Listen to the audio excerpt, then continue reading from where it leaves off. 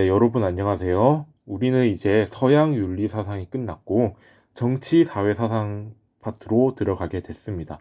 먼저 여러분들 교과서 목차를 보면 정치 사회 사상의 첫 내용은 이상 사회에 대해서 얘기를 하는 걸 텐데 우리는 진도를 조절하기 위해서 사회 계약론이라는 내용을 먼저 살펴보도록 하겠습니다.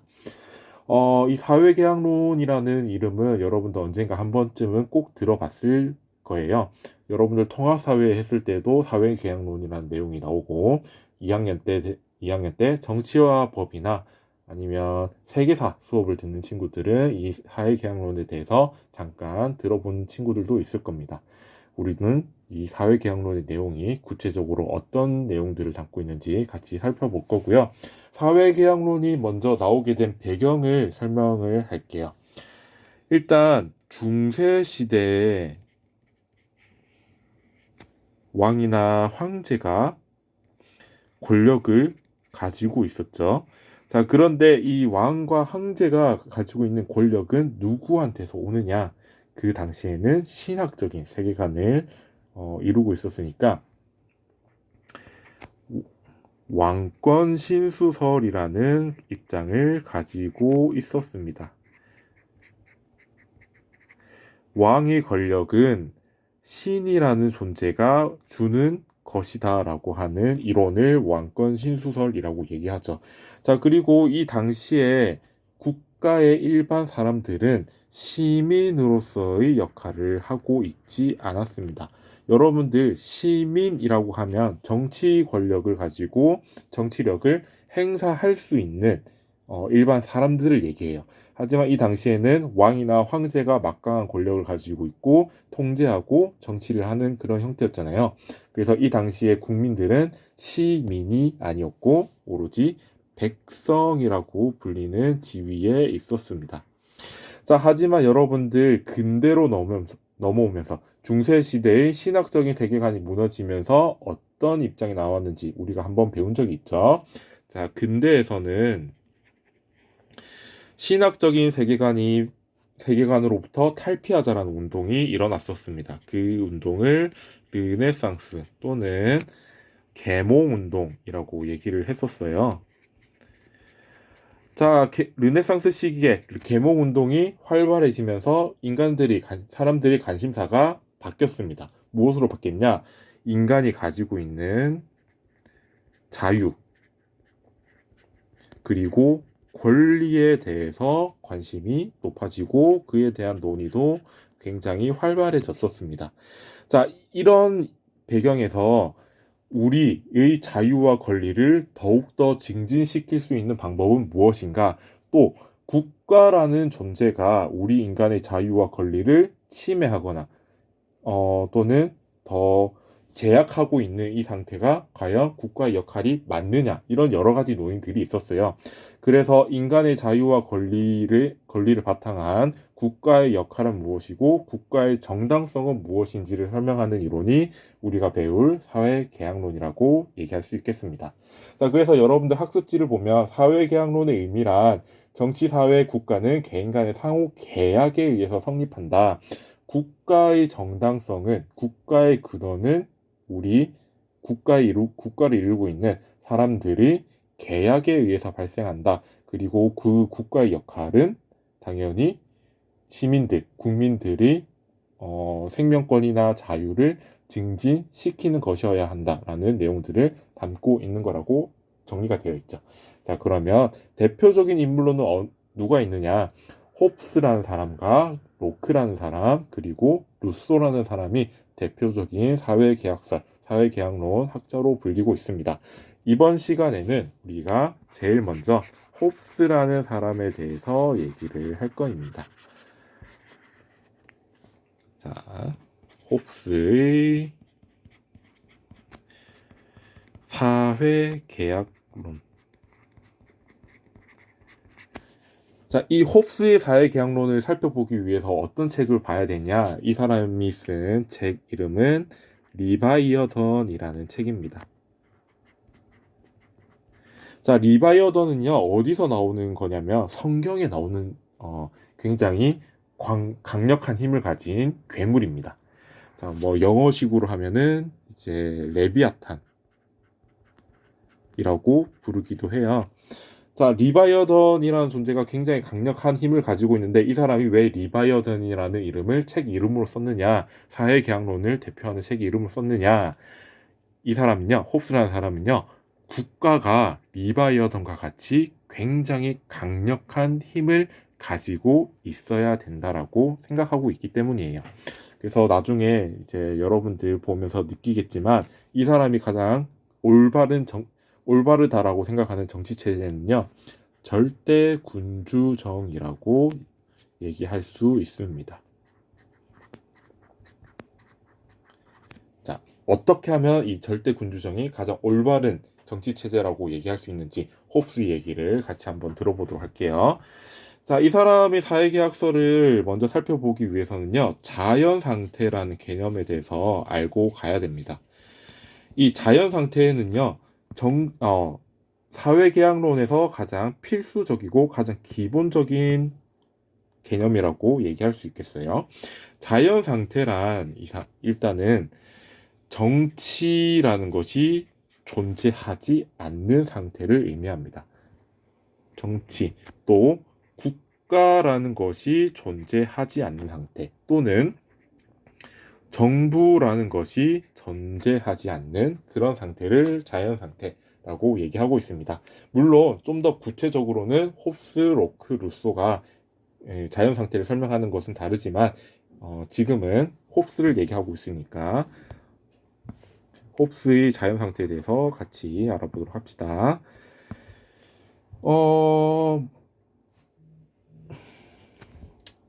먼저 뭘 얘기하고 싶냐면요, 이 홉스가 생각하는 자연상태는요, 공통된 도덕 규범이라는 것이 존재하고 있지 않습니다. 왜 그런지도 밑에를 보면서 설명할게요. 이 자연상태에는요, 자연상태를 살아가고 있는 사람들을 자연인이라고 부를 겁니다. 이 자연인들이 가지고 있는 특성이 굉장히 중요한데 어떤 특성을 가지고 있느냐? 이 사람들은요, 기본적으로 자기 보존에만 관심이 있습니다. 즉, 자신의 신체를 해치지 않고 자기의 안위에만 관심이 있는 거예요. 자기 보존에만 관심이 있고 다른 사람에게는 전혀 관심이 없습니다.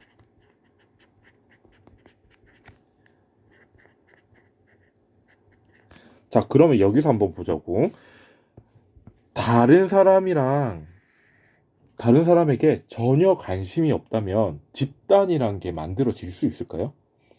집단이라는 게 전혀 만들어질 수가 없어요. 집단이라는 거는 내가 저 사람과 어떤 이익을 공유한다거나 관심이 공유가 된다거나 그렇게 되어야 되는데 다른 사람에게 관심이 없기 때문에 쟤는 어떻게 살던 간에 전혀 내가 알 바 아니지.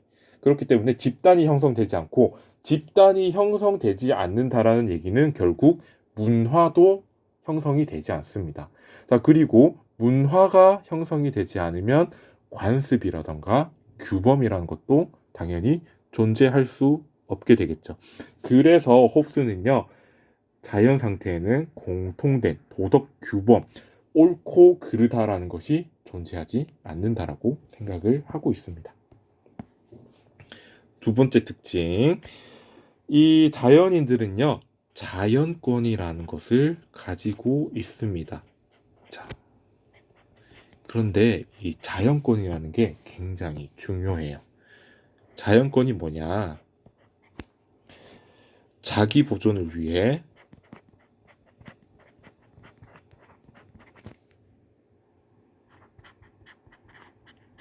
어떤 수단이라도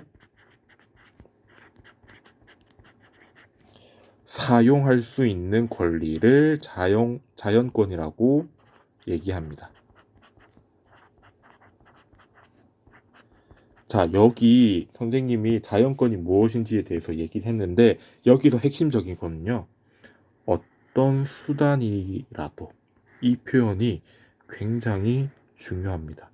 어떤 수단이라도 타인의 신체와 또는 생명까지도 내가 사용할 수 있다는 거예요. 나의 안위만 나 자신의 보존만 보장이 된다면 다른 사람의 신체를 해치는 것도 정당화될 수 있어요. 다른 사람의 생명을 해치는 것도 정당화될 수 있는 권리를 이 자연 상태의 자연인들은 가지고 있게 되는 겁니다. 자, 그러면 홉스는 이 자연인들, 인간의 기본적인 성향을 어떻다라고 보고 있을까요? 당연히 굉장히 이기적이고 악한 존재로 보고 있는 거죠. 그래서 홉스는 성악설의 입장을 가지고 있다고 정리할 수 있겠습니다.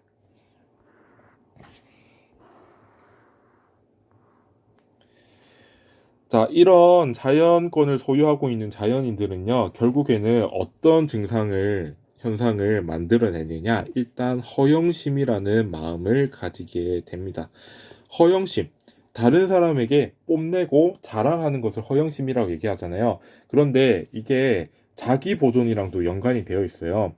자, 이 자기 보존이라는 거는 나의 신체가 피해를 입지 않고 이제 안전하게 있는 것도 포함이 되지만 나의 정체성이라는 것도 포함이 됩니다.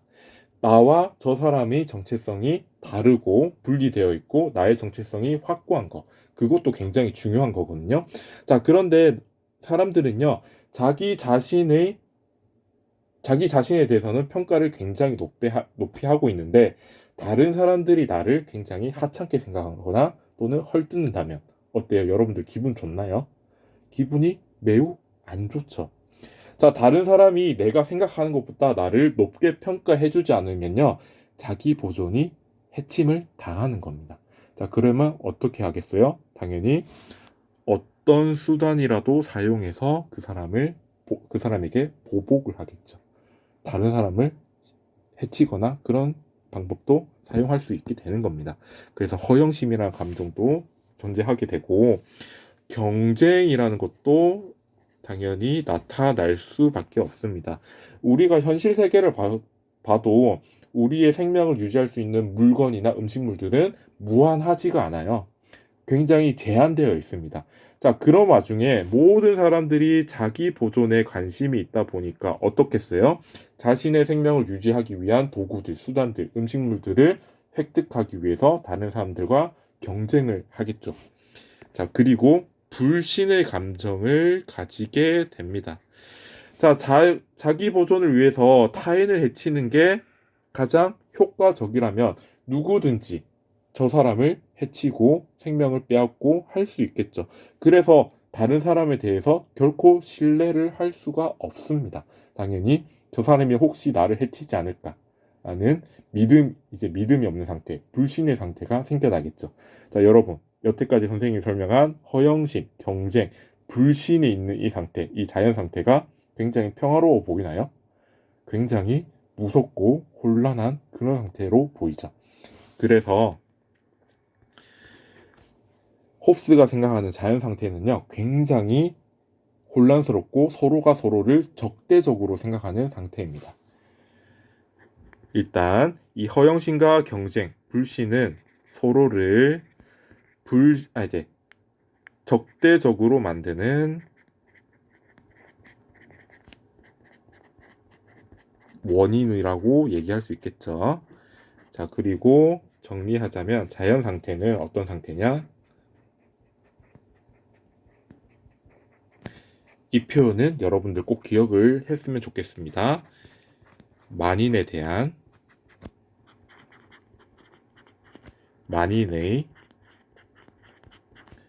투쟁 상태이다. 또는 전쟁 상태다. 결국에는 이제 모든 사람들이 다른 사람들과 함께 전쟁하고 있는 상태라는 거예요. 왜? 무엇을 위해서? 자기 보존을 위해서. 자, 그런데 여러분들 상식적으로 생각해봐. 이런 상태에서는 솔직히 오늘 밤도 내가 살아서 지낼 수 있는지 확신이 안 서. 모든 사람들은 최우선적인 목적이 자기 보존, 나의 생명과 나의 정체성을 유지하는 것인데, 솔직히 오늘 밤, 하루하루 평화로운 삶을, 나의 생명을 유지한 채 넘길 수 있을지 모르겠지. 언제든지 다른 사람이 나를 해칠 수 있는 가능성이 존재하고 있는 상태니까. 그래서 나오는 게 뭐냐면요. 자연법이라는 겁니다.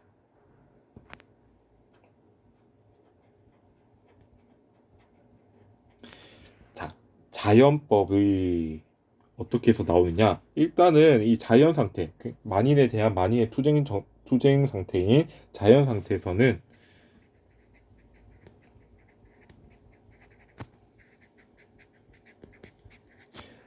오히려 자기 보존을 제대로 실현할 수가 없죠.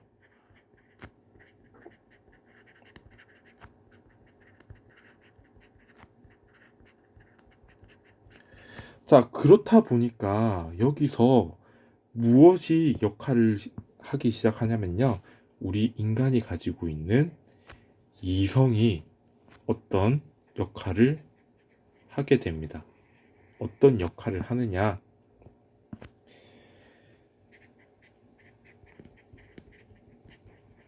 자기 보존을 가장 확실하고 효과적으로 실현하기 위해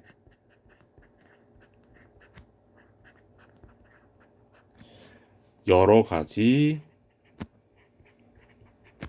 평화 조약을 파악하게 됩니다. 자, 자기 보존을 가장 확실하고 효과적으로 실현하기 위해 여러 가지 평화 조약 또는 아니, 조약이 아니라 조항이라고 얘기해야 되겠다. 평화 조항을 파악하는데 이 평화 조항을 뭐라고 얘기하느냐? 자연법이라고 얘기합니다. 결국 우리 이성은 이런 자기 보존을 좀 더 제대로 실현하기 위해서 자연법을 파악하게 된다라고 정리할 수 있겠죠. 자, 그래서 자연법은요, 우리에게 여러 가지를 명령합니다. 이제 이성이 파악한 자연법은 우리에게 어떻게 해라, 저렇게 해라라고 명령을 합니다. 그게 무엇 때문이냐? 자기 보존을 제대로 실현하기 위해서 명령을 하는 거거든요. 자, 여러 가지 조항을 이제 리바이어던이라는 책에서는 20몇 가지, 28가지인가, 7가지인가, 뭐 그렇게 얘기를 하고 있는데, 우리는 핵심적인 거 3개만 하고 갑시다. 여러 가지 자연법의 조항.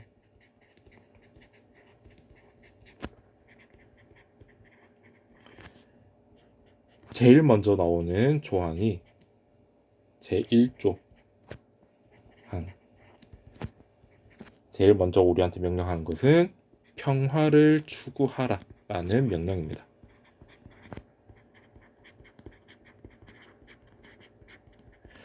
자, 당연하겠지. 자연 상태에서는 아까 내가 항상 위협을 받고 있잖아. 그리고 오히려 자기 보존을 제대로 실현할 수 없는 상태인데, 오히려 평화 상태가 되면은 자기 보존을 잘 실현할 수 있을 거라는 생각이 들겠지. 서로가 서로를 해치지 않는 그런 평화로운 상태. 이때가 되어야만 오히려 우리 자기 보존이 잘 실현될 거니까 자연법은 인간들에게 평화를 추구하라라고 명령을 내립니다.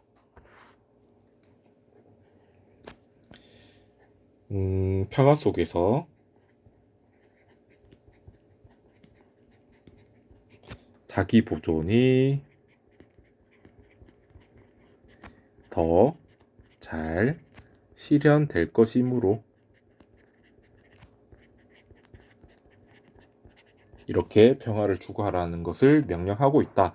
자, 하지만 현실적인 여러 가지 제약들 때문에 이 평화를 실현하는 게 불가능할 수도 있지. 그럴 가능성이 충분히 남아 있잖아요. 자, 그럴 때는 자연권은 여전히 유효합니다. 평화가 실현될 수 없다라면 당연히 우리는 자연권을 충분히 실현할 수 있다라고 얘기할 수 있겠죠. 만약에 평화 실현이 불가능하면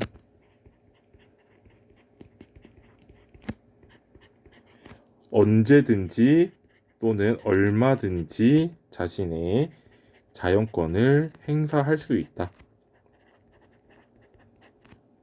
왜? 사람들이 가장 기본적인 욕구와 감정은 자기 보존이라는 것이기 때문에. 자, 두 번째 조항. 제2조항. 이거는요, 앞에 있었던 제1조항, 평화를 추구하라라는 것의 구체적인 방법이라고 얘기할 수 있겠습니다. 그 방법이 무엇이냐? 너네들이 가지고 있는 자연권을 포기하라 라는 조항입니다. 자, 평화를 실현하는 구체적인 방법.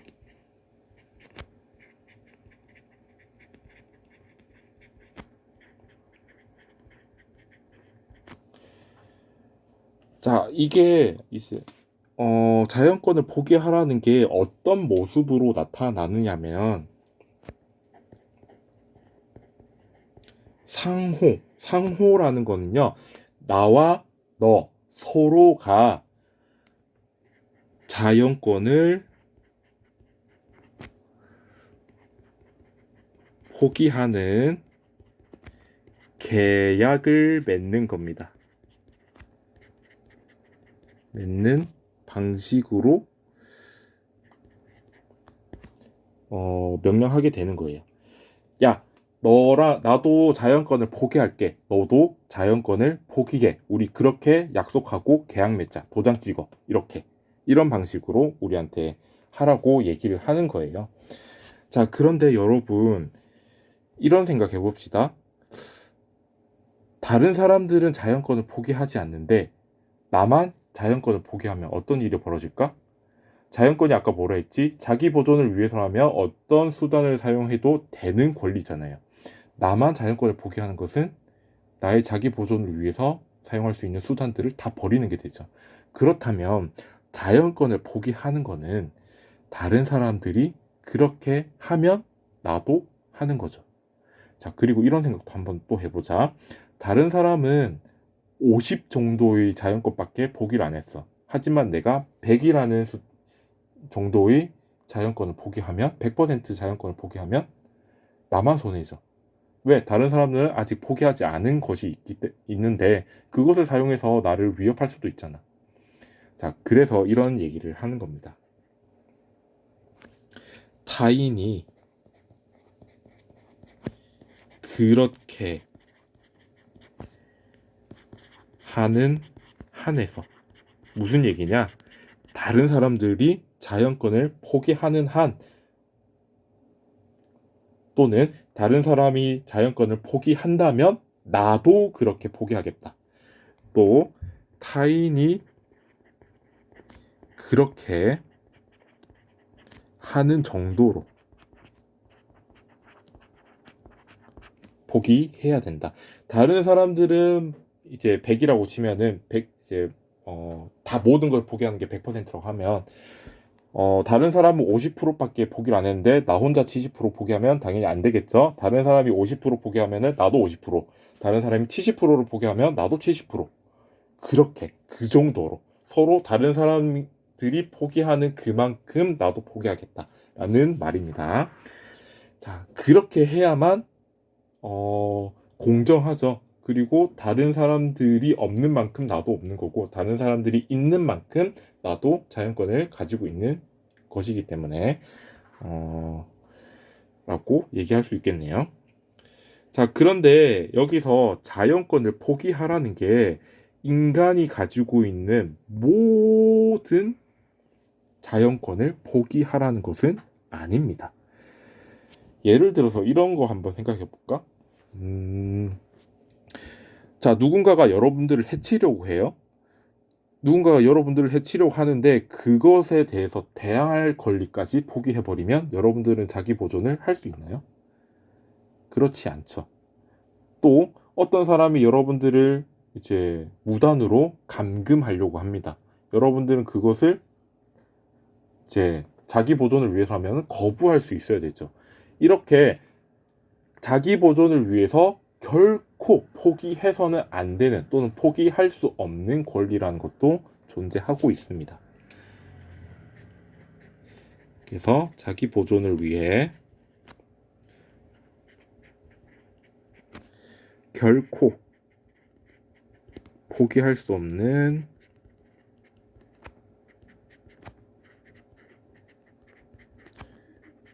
권리도 존재한다.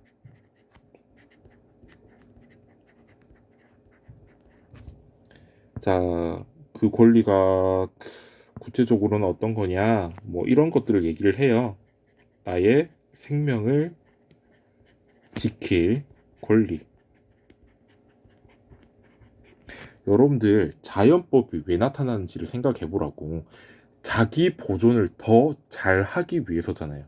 자, 그런데 이제 만약에 이런 권리가 나한테 남아있지 않으면 자기 보존을 보장할 수 없는 그런 권리들은 포기해서는 당연히 안 되지. 그리고 생명을 해치려는 자에게 대항할 권리.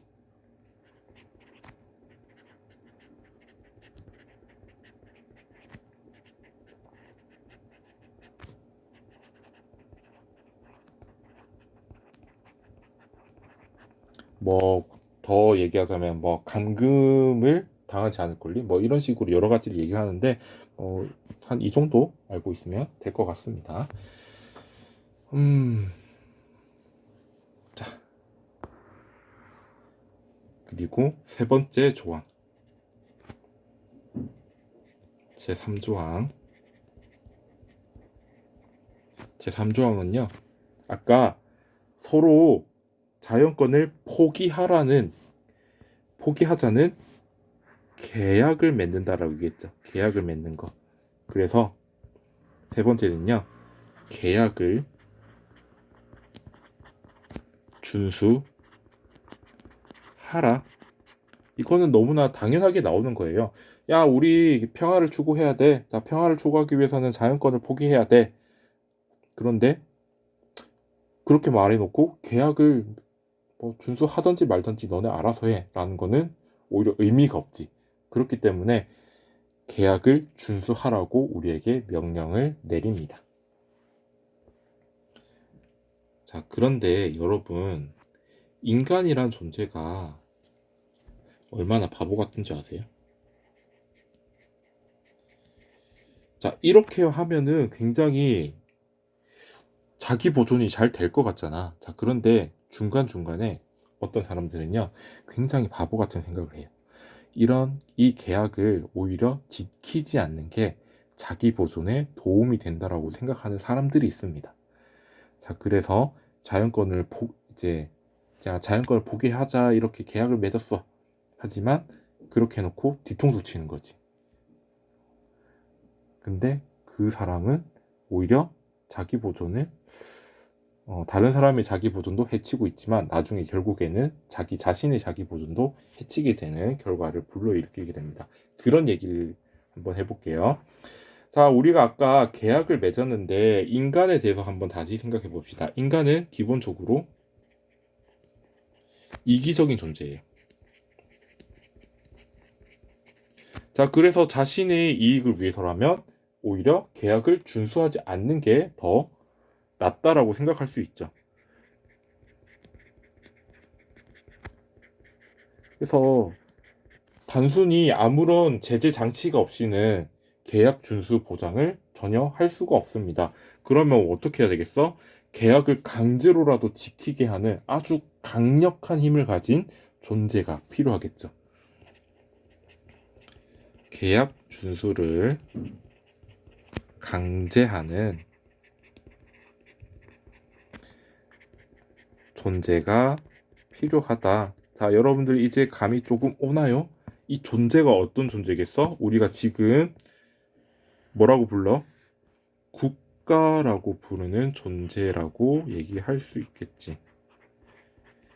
자, 그리고 홉스가 생각하기에는 이 국가가 굉장히 강력한 힘을 가지고 있어야만 이제 계약을 지키지 않는 사람을 처벌할 수도 있고, 그리고 본보기로 삼아서 계약을 준수하지 이제 계약을 준수하지 않을 생각을 하는 사람들을 이제 위협할 수도 있는 거지.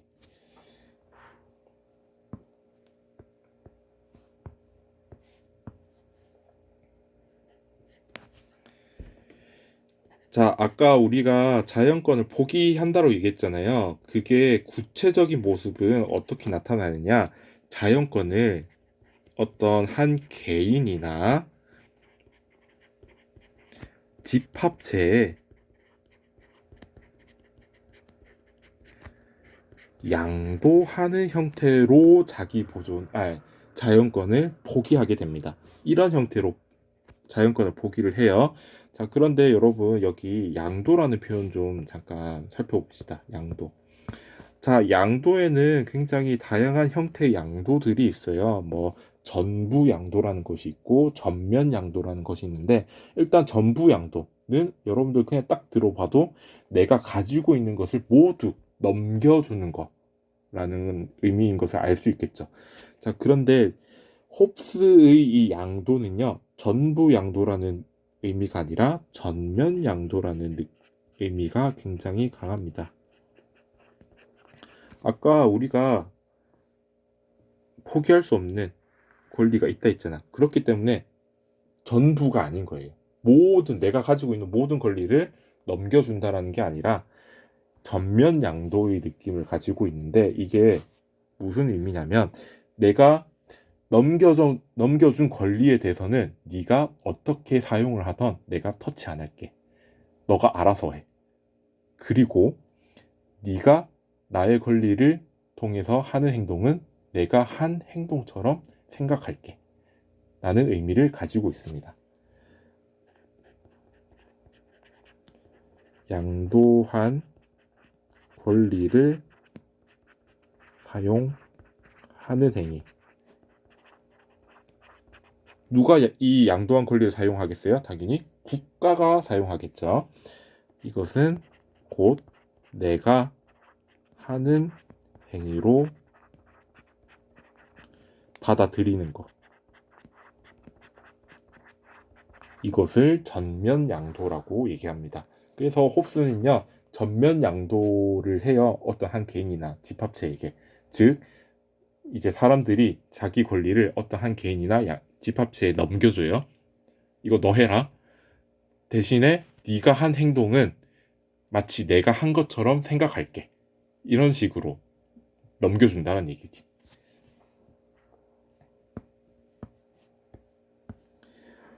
자, 그리고 이제 자연권을 양도받은 개인이나 집합체를 뭐라고 부르겠어요?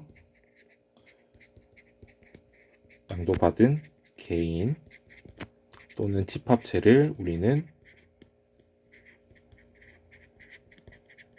두 글자로 국가라고 부르죠. 그리고 라틴어로는 키위타스라고 부르기도 합니다. 자, 세 번째. 양도된 권리들.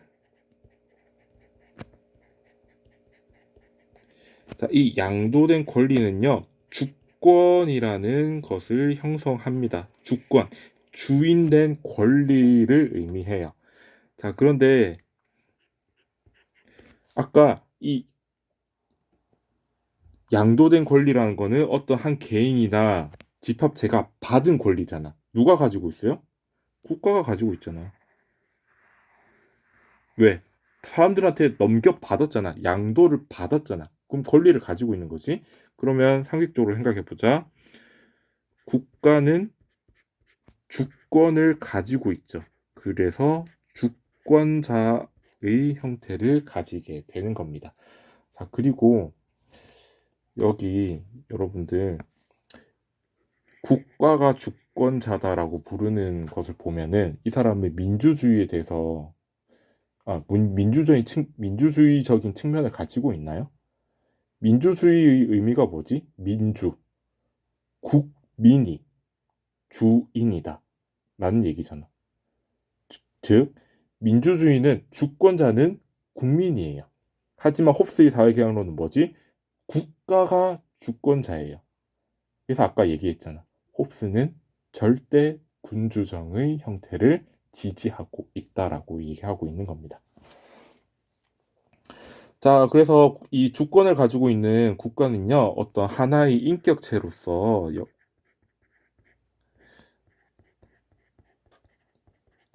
여러 가지 활동을 하게 됩니다. 그래서 어떤 역할들을 하느냐? 국가는 국민들의 자기 보존을 실현시켜 줘야지.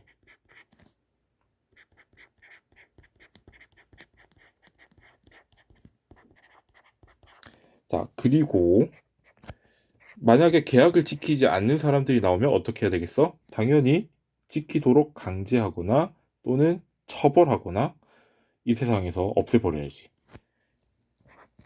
계약을 지키지 않는 사람을 처벌해야죠. 자, 이런 내용들을 담고 있는 게 홉스의 리바이어던, 이제 흔히 말하는 홉스의 사회계약론 내용입니다. 물론 지금 선생님이 설명한 내용들보다 훨씬 많은 것들이 리바이어던이라는 책에 담겨 있어요. 하지만 여러분들은 아직 고등학교 2학년 학생이고 이 정도 내용만 알아도 벌써 머리가 아프지 않을까라는 생각이 드네요. 그래서 홉스의 사회계약론은요, 여러분들이 이제 윤리와 사상뿐만 아니라 생활과 윤리라는 과목에서도 배우게 될 거고요. 이제 실제로 작년부터 사회계약론 문제가 반드시 한 문제씩은 나오고 있더라고요. 그래서 여러분들 이제 홉스의 사회계약론부터 다음 시간에 배울 로크, 루소의 사회계약론도 잘 정리해서 이제 생활과 윤리를 접하게 되면 더 좋지 않을까라는 생각이 듭니다. 자, 아무튼 오늘은 이렇게 홉스의 사회계약론을 같이 배웠고요. 다음 시간에 로크와 루소의 사회계약론을 같이 배워보도록 하겠습니다. 자, 어려운 내용인데 여러분들 한번 다시 읽어보고 정리하면 충분히 이제 자기 것으로 만들 수 있는 내용이 될 테니까 열심히 해보도록 합시다. 우리는 다음 시간에 보도록 해요. 안녕. 끝.